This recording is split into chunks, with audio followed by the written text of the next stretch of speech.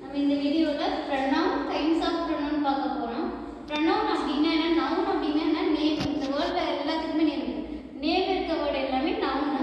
அந்த நவுனுக்கு பதிலாக யூஸ் பண்ணுற எல்லாமே என்னது ப்ரனவுன் அப்படின்னு சொல்கிறோம். ஃபார் எக்ஸாம்பிள், என் பேர் சொல்லாமல் நான், அவன், அவர் சொல்கிறாங்களா, அந்த மாதிரி.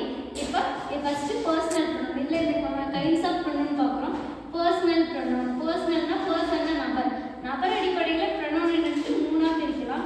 First person, second person, third person. தமிழில் தன்மை, முன்னிலை, படர்க்கை பிரிக்கிறோம் இல்லையா, அதே மாதிரி ஃபர்ஸ்ட் பர்சன் அப்படின்னா நான், நாங்கள், ஐ, வி. நான் அப்படின்னா சிங்குலர், வி நாங்கள் அப்படின்னா ப்ளூரல்.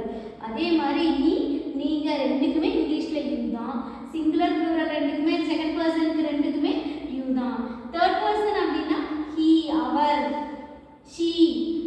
ஏதோ ஒரு பொருளாக இருக்கலாம், உயிரற்றதாக இருக்கலாம். இட், இது, அவர், அவள், அது, இது இந்த மாதிரி சொல்கிறதுக்கு எல்லாமே தேர்ட் பர்சன் சிங்குலர். ஏன்னா நாமளும் இல்லை, முன்னாடி ஒருத்தவங்களையும் குறிக்காமல் வேற யாரையும் ஒருத்தவங்களை சொல்லும்போது third person singular. He, she, it. They அப்படின்னா என்ன அப்படின்னா அவர்கள், அவைகள்.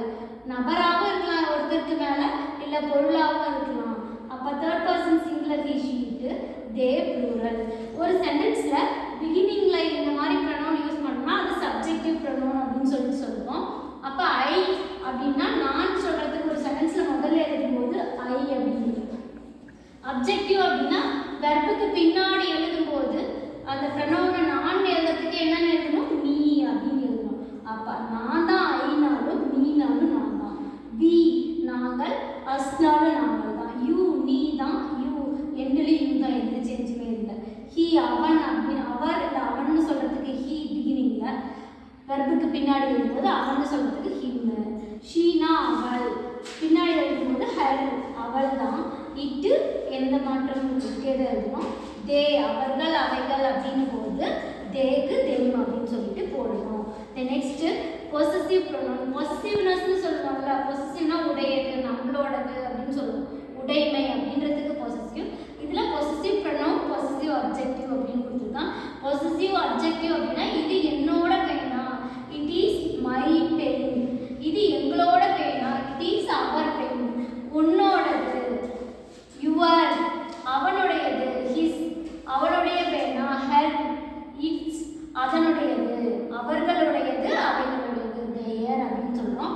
பொசசிவ் ப்ரொனவுன்னா இது என்னோட பேனான்னு சொல்கிறதுக்கு பதிலாக இது என்னுடையதுன்னு சொல்லுவாங்க. அவங்க என்னுடையது, அவ்வளோதான். இட் இஸ் மைன், எங்களுடையது, நம்முடையது, அவர்ஸ், அவ்வளோதான்.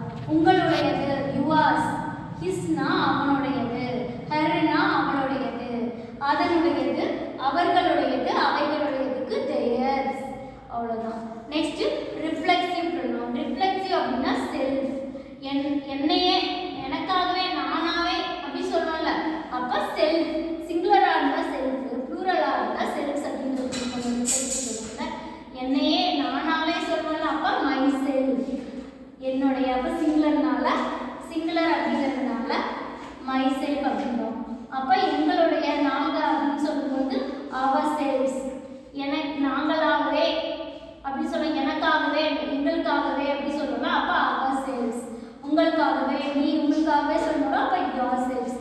அவனுக்காகவே, அவனையே சொல்லும்போது ஹிம்செல்ஃப், அவளை அதர்ஸ் கேர்ளாக இருந்தால் ஹர் செல்ஃப், அதனுடைய. அப்போ இட் செல்ஃப், தேர் செல்ஃப், சரி தெம் செல்ஃப் அப்படிங்கிறது எப்போ அப்படி சொல்லுவோம் அப்படின்னா அவர்கள், அவைகளாகவே, தேயர்னா அவர்களுடைய அப்படி சொல்லுவோமா.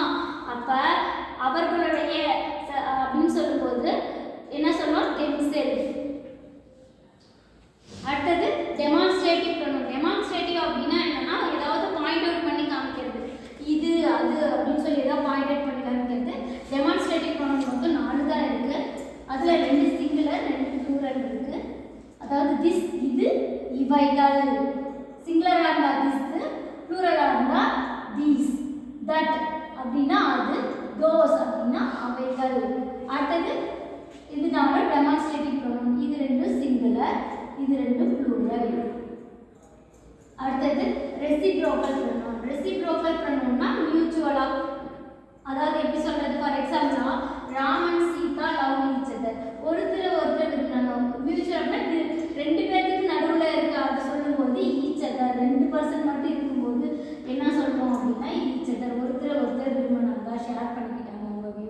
2 பேருக்கு மேலே இருந்தால் ஒன் அனதர், 2 நபருக்கு மேலே இருந்தால் ஒன் அனதர் யூஸ் பண்ணணும் ரெசிப்ரோக்கல் ப்ரொனவுன்ல.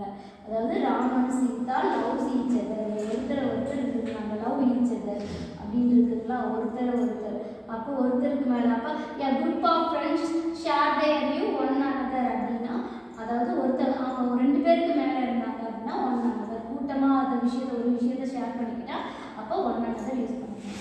தேங்க்ஸ் ஃபார் வாட்சிங்.